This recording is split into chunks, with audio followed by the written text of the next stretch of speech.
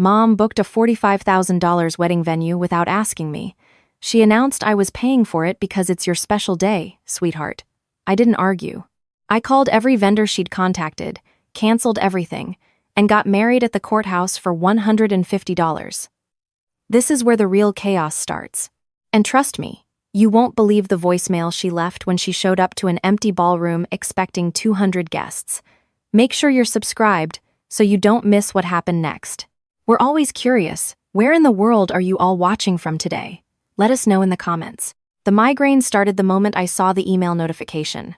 Subject line, your dream wedding awaits, confirmation from the Grandview Estate.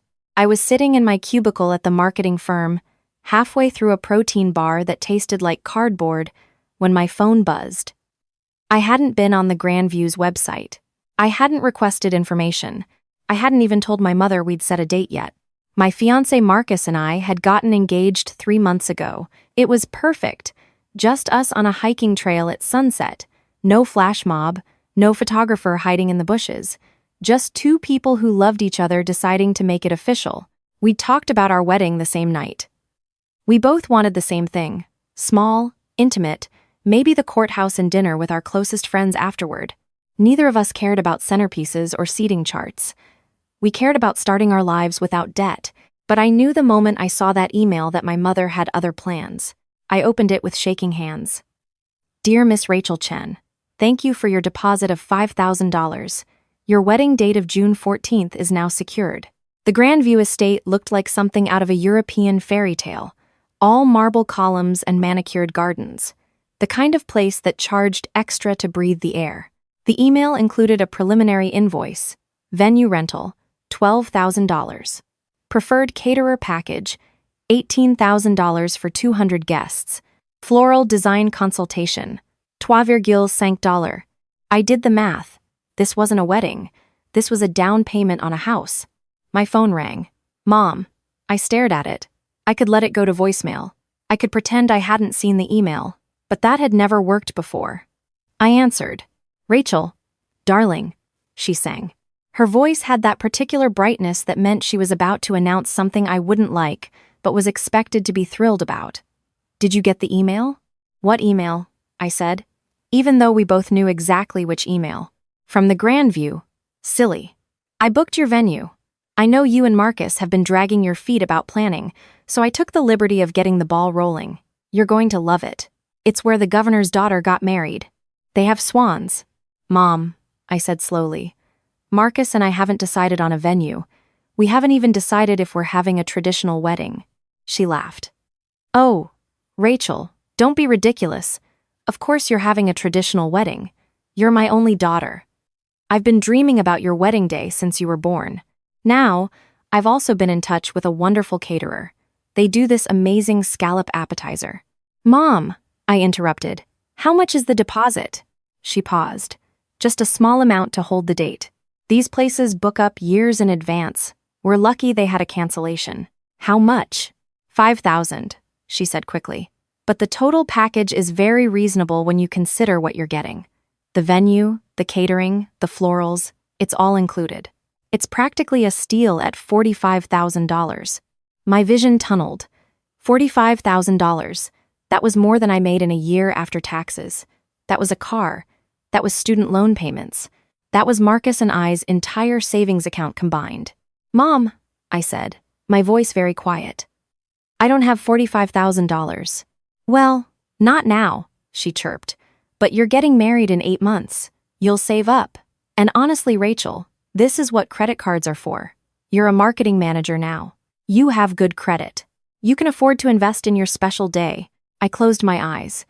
I could see the pattern forming, the same pattern that had been my entire relationship with my mother. She decided what she wanted.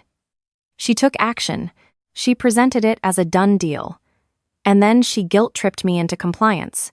When I was 16, she'd signed me up for beauty pageants without asking. When I was 22, she'd given my phone number to the son of her friend because he's a lawyer, Rachel, and you need to think about your future. When I was 25, she'd bought a mother-of-the-bride dress for a wedding I wasn't even engaged for yet. I still remember her holding it up with tears in her eyes saying, I just knew you'd meet someone eventually. Every time, I had gone along with it. Every time, I had swallowed my discomfort and told myself she meant well, that she loved me, that I was being ungrateful. But $45,000 was different. This wasn't a pageant I could quit after one competition. This was debt that would follow me for years. "Mom," I said, "I need to talk to Marcus about this." "Of course," she said. "But don't wait too long. The caterer needs a head count by next week, and I'm meeting with the florist on Thursday." "Oh, and I sent you a Pinterest board with dress ideas. Nothing too expensive, just some options. I think you'd look stunning in lace." She hung up before I could respond. I sat there staring at my computer screen. My inbox had 47 unread emails. A client was waiting for ad copy revisions. My boss wanted the quarterly report by end of day. But all I could think about was the fact that my mother had just spent $5,000 of money I didn't have on a wedding I didn't want. Marcus called during my lunch break. His voice was tight. "Did your mom call my mom?" he asked. "Oh God," I said. "What did she do?" "She called my mother to coordinate," he said. "She wants my mom to help pay for the rehearsal dinner. At some place called Bellissimo's." My mom Googled it. "It's $150 a plate, Rachel." I pressed my forehead against the cool window of the break room. "I'm so sorry." "It's not your fault," he said, but I could hear the stress in his voice. Marcus and I had talked extensively about our finances. We were both still paying off student loans. We both wanted to buy a house before we turned 30. We both agreed that spending tens of thousands on a single day was insane when we could put that money toward our actual future together. "We need to tell her no," Marcus said. "I know," I whispered. "Today, Rachel. We need to tell her today, before she books anything else." "I know," I repeated.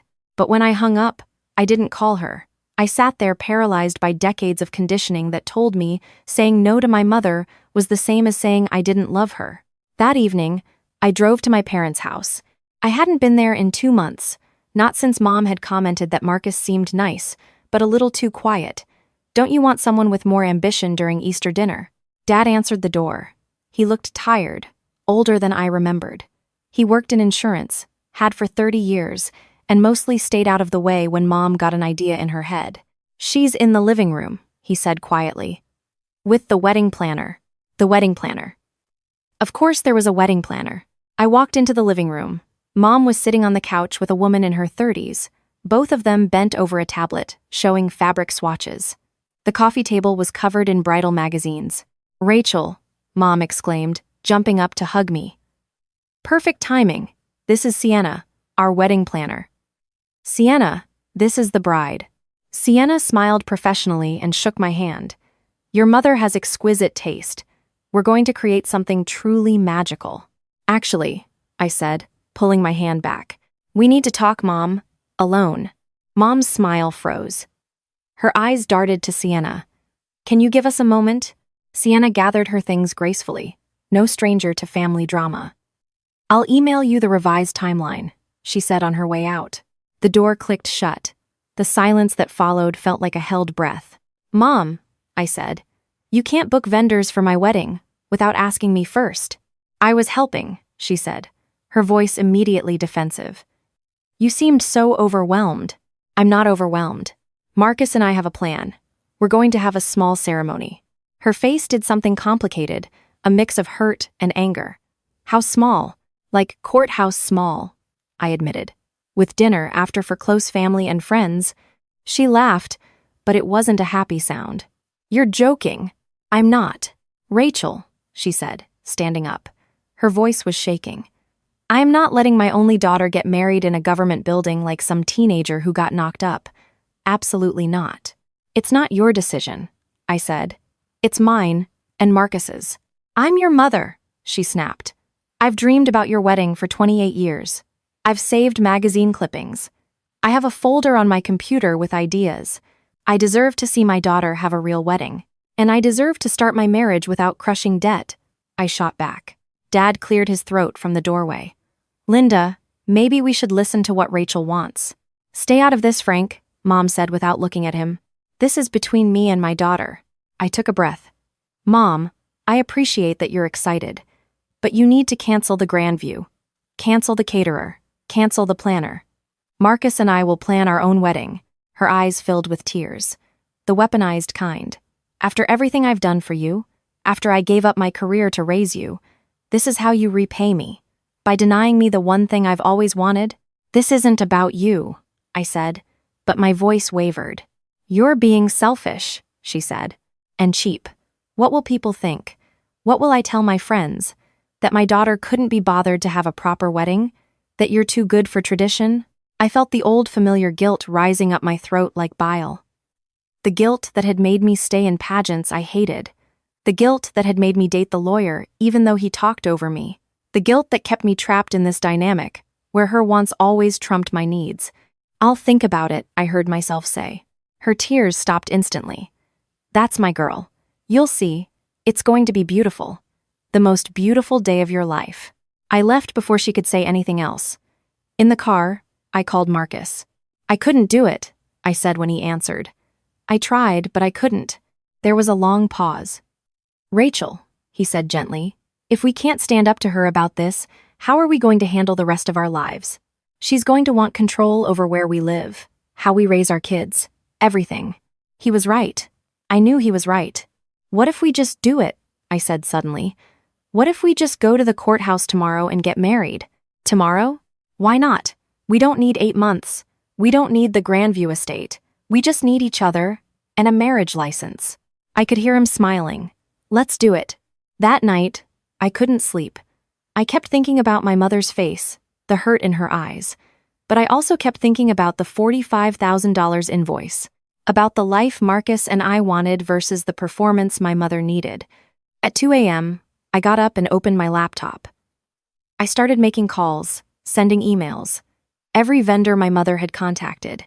The Grandview Estate, the caterer, the florist, the photographer. She'd apparently put a deposit on using my email address as authorization. Hi, this is Rachel Chen. I need to cancel the wedding booking for June 14th. Some were sympathetic. Some were annoyed about losing the commission. One, the florist, asked me if I was sure because your mother seemed so excited. The Grandview was the hardest call. Miss Chen, the event coordinator said, your mother already paid the $5,000 non-refundable deposit. On what credit card? I asked. She paused. Let me check. It says here a Visa ending in 4,782. That's not my card, I said. It's under your name, she said slowly. My stomach dropped. Check the billing address. Another pause. 1847 Oakmont Drive. My parents' house. She'd opened a credit card in my name. I need you to cancel this booking immediately, I said. The card was fraudulently used. I did not authorize this charge. Ma'am, I'm not sure I can. If you don't cancel it, I will file a police report for identity theft and dispute the charge with the credit card company. Your choice. The coordinator's professionalism slipped. Let me get my manager. 10 minutes later, the booking was canceled. But the deposit was gone, eaten by cancellation fees and processing charges. My mother had stolen my identity and spent $5,000 I didn't have on a fantasy I never wanted. Marcus and I went to the courthouse at 10 a.m. We wore nice clothes but nothing fancy. I had a bouquet from the grocery store. Marcus's best friend and my college roommate stood as witnesses. The judge was kind, efficient. The whole thing took 15 minutes. When the judge said, I now pronounce you married, I felt a weight lift off my shoulders that I hadn't realized I'd been carrying. This was what I wanted. Simple, honest, real. We went to our favorite diner afterward, split a stack of pancakes. Marcus held my hand across the sticky table and said, best $150 I ever spent. My phone had been off all morning. When I turned it on at 2 p.m., I had 47 missed calls, 38 from Mom, 6 from Dad, 3 from numbers I didn't recognize. The voicemail was my mother screaming, Where are you? The guests are arriving. The venue said you canceled? What is happening? Rachel, call me right now. You are ruining everything. How could you do this to me? Everyone is asking where you are. I'm humiliated. I'm absolutely humiliated. Call me now. I listened to it twice. Not because I felt guilty, because I needed to hear the proof that this had never been about my happiness. It had been about her show, her performance, her ability to display a perfect daughter having a perfect wedding. Marcus looked at me. "You okay?" "Yeah," I said. "I really am." But I wasn't prepared for what came next. My mother didn't just leave voicemails. She called Marcus's family. She called my friends. She posted on Facebook about how her ungrateful daughter had abandoned her on what was supposed to be the most beautiful day and left guests stranded at a venue. She painted herself as the victim of a cruel, selfish child who had broken her heart. The comments poured in. "I'm so sorry, Linda. You deserve better. Some people have no respect for their parents. Praying for you during this difficult time." My phone wouldn't stop buzzing. People I hadn't talked to in years were reaching out. "Is everything okay? Your mom seems really upset. Did something happen?" I wanted to respond to every single one. I wanted to explain, but Marcus grabbed my phone. "Don't," he said.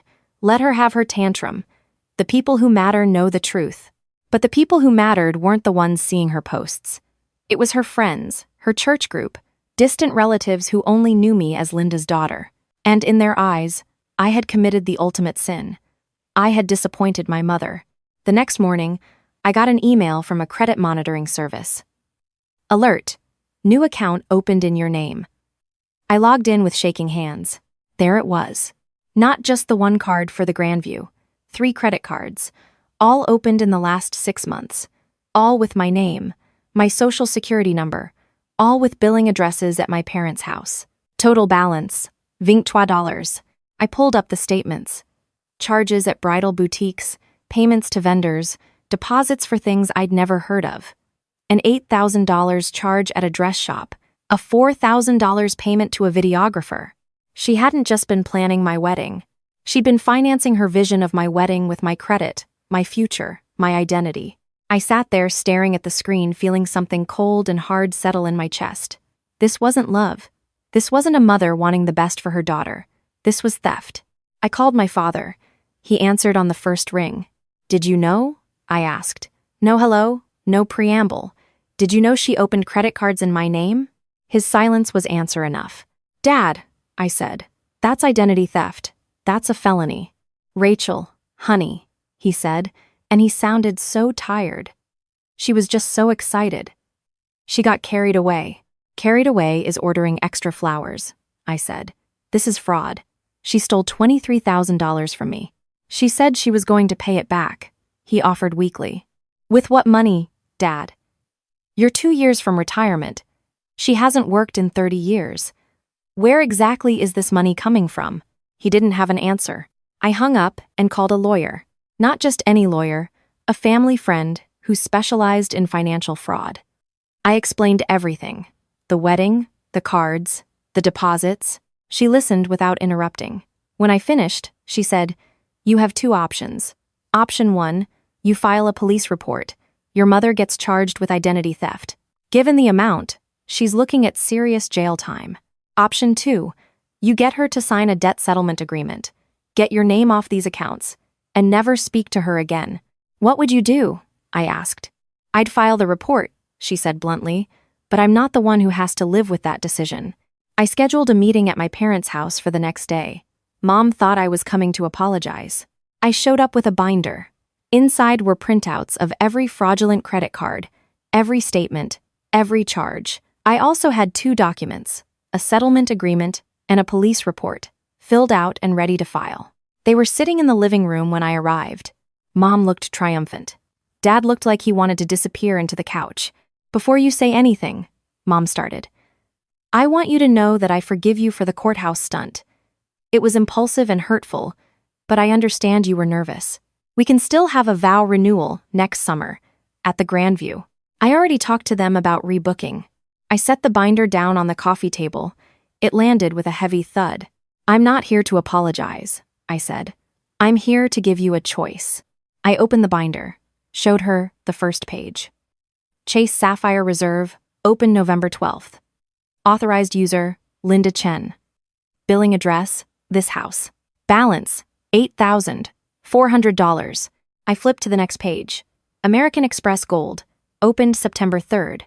Balance, $9,200. I kept flipping. Each page another crime, another betrayal. Mom's face had gone white. You committed identity theft, I said. You opened credit cards in my name without my knowledge or consent. You spent $23,000 on a wedding I explicitly told you I didn't want. That's fraud. That's a felony. Rachel, she whispered. I was going to pay it back. How? I asked. Show me the bank account with $23,000. Show me your income source. Show me literally anything that proves you weren't planning to saddle me with this debt for the rest of my life. She couldn't. I pulled out the settlement agreement. Here's option 1. You sign this. It states that this debt is yours, not mine. You agree to refinance these cards into your own name within 30 days. You agree to never contact me again. Ever. No calls, no texts, no Facebook posts, nothing. You stay out of my life completely. Then I pulled out the police report. Option 2, I file this. You get arrested for identity theft and fraud. Given the amount, you're looking at up to 5 years in prison. You'll have a criminal record. Dad will have to use his retirement to pay for a lawyer, and you'll still end up with the debt. I set a pen down between the two documents. Your choice. Mom looked at Dad. Do something, she hissed. Dad looked at her, then at me, then back at her. Linda, he said quietly, sign the paper. What? She shrieked. You're taking her side? You committed a crime, he said. Multiple crimes. I told you to stop. I told you this was getting out of hand. You didn't listen. Now, sign the paper before our daughter has to visit her mother in jail. Mom's face crumpled. She cried, big heaving sobs. But they weren't the manipulative tears from before. These were real, the tears of someone watching their fantasy collapse. I sat there unmoved. I had spent 28 years managing her emotions. I was done. She signed the paper. Her hand shook so badly the signature was barely legible, but it was legal. Binding. I took the document, put it back in the binder, and stood up. You're really going to do this, she said. You're really going to throw away your mother over money? You threw away your daughter over a party, I said. I just balanced the books. I walked out. Dad followed me to the car. Rachel, he said. She does love you, in her own way. I know, I said. But love isn't supposed to cost $23,000 and my identity. He nodded, his eyes wet. I'm sorry. I should have stopped her years ago. Yeah, I said. You should have. 3 months later, the debt was cleared. Mom had somehow refinanced, probably by taking out a home equity loan. I didn't ask. I didn't care. Her Facebook posts had stopped. She'd told everyone I was ungrateful and cut her off for no reason. And honestly, I let her.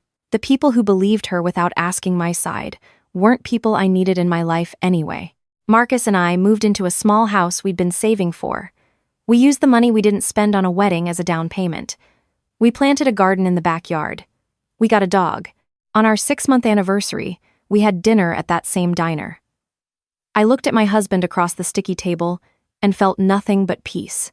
I have the evidence. I had told my mother that day. But what I really had was my freedom. Freedom from guilt, from obligation, from the crushing weight of someone else's dreams. I didn't lose a mother that day in the living room. I lost a fantasy. The fantasy that she would ever put my needs above her wants. And in exchange, I got my life back. Some people might say I was too harsh. That family is family, and you should forgive. But those people probably never had their identity stolen to fund a party they never wanted. Those people probably never had to choose between their future and someone else's feelings. I chose me. And I'd make that choice again every single time. The best wedding gift I ever got wasn't from a registry. It was the signed settlement agreement in my safe deposit box, and the knowledge that I would never again set myself on fire to keep someone else warm. My phone stays quiet now. No calls demanding I fix things, no texts asking for money, no voicemails about disappointment, just silence, and it sounds like freedom.